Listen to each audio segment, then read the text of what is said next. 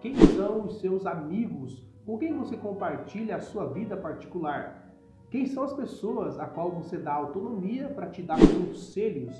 E mais, quem são as pessoas a qual você abre um leque de informações a respeito de coisas particulares da sua vida? Pois isso determina aonde você vai chegar e também qual é o tipo de pessoa que você vai se tornar. Tem um ditado popular que diz: me diga com quem tu andas e eu digo quem tu és. A Bíblia Sagrada tem um versículo que diz: ande com sábios e será sábio, ande com louco e será louco. Se nós temos o hábito de andar com pessoas que gostam de falar da vida alheia, gostam de falar da vida dos outros, gostam de reclamar da igreja, do pastor, dos obreiros, dos líderes de jovem, líderes do ciclo de oração, dos irmãos, das irmãs, se você anda com esse tipo de pessoa, você tem uma grande probabilidade de se tornar uma pessoa como ela ou como ele. Infelizmente, é um pecado que tem sido acostumado no meio dos crentes.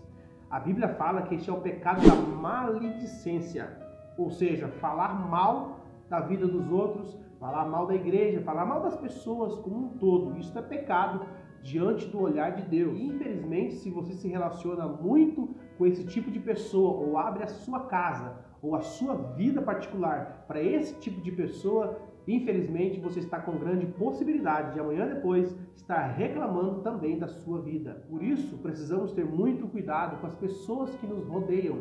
E aí muitas pessoas vão usar textos bíblicos, por exemplo, falando que Jesus também andava com publicanos, com pecadores, com meretriz. Mas há aqui uma grande diferença. Jesus, no meio dessas pessoas, pregava o evangelho.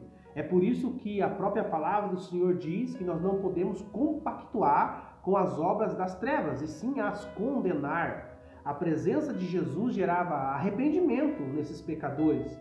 É por isso que tanto na casa de Zaqueu, o publicano, que muitos ali estavam dizendo: mas se ele fosse o Messias, ele não comeria com o publicano ou com o pecador. O texto diz que Zaqueu disse: Senhor, se eu tenho roubado alguém, darei a ele 2 vezes mais. Se eu tenho defraudado alguém, Senhor, darei a ele 10 vezes mais. O Senhor diz: hoje chegou salvação para esta casa, porque esse também é filho de Abraão. Porque o Filho do Homem veio buscar e salvar aqueles que haviam se perdido. Ou seja, a presença de Jesus trouxe mudança na vida de Zaqueu. Como cristão verdadeiro, não é que nós temos que afastar essas pessoas da nossa vida, mas nós temos que pregar e falar a verdade perto deles. Se você é daqueles que aceita que uma pessoa entre na sua casa para falar mal de sua igreja, para falar mal de alguém da igreja onde você congrega, ou simplesmente para falar mal da vida alheia, infelizmente essa pessoa, todas as vezes que tiver uma fofoca, tiver uma conversa, ela vai chegar até a tua casa. E o problema é que essas conversas muitas das vezes traem até mesmo um certo tipo de maldição contra nossas vidas. Pois, como nós falamos no início, isso é pecado. É pecado falar mal do próximo. É pecado mentir a respeito do próximo. Por isso, se em sua volta existem pessoas que estão cometendo o pecado da maledicência, seja um homem ou uma mulher de Deus, não abra a sua casa para esse tipo de conversa, porque uma vez que você faz isso, você está compactuando com o pecado desta pessoa. Por isso que Jesus disse: vocês são sal da terra e luz do mundo. Não se pode esconder uma cidade edificada sobre a montanha.